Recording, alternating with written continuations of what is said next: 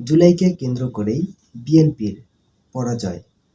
কথাটা খুব সহজ, কিন্তু এর সম্ভাবনা একদম উড়িয়ে দেওয়া যাবে না।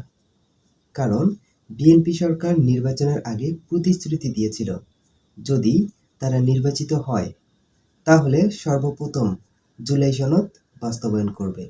কিন্তু এখনো পর্যন্ত তারা জুলাই সনদ বাস্তবায়ন করা তো দূরের কথা, সেই সম্পর্কে তাদের কোনো আগ্রহ নাই।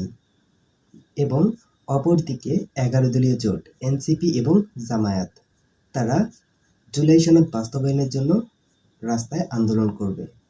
হ্যাঁ বন্ধুরা, যদি এমনটা হয় এবং এটা দীর্ঘস্থায়ী কোনো প্রক্রিয়া হয়, তাহলে এখানে সরাসরি ঢুকে যাবে আওয়ামী লীগ, মানে নিষিদ্ধ ছাত্রলীগ, মানে দেশে আবারও একটা অশান্তি হবে।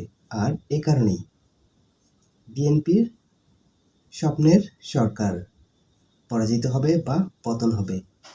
যদিও তা অনেক কঠিন, তারপরেও হাসিনা যদি এদেশ থেকে বিতাড়িত হতে পারে, তাহলে অসম্ভবের কিছুই থাকবে না।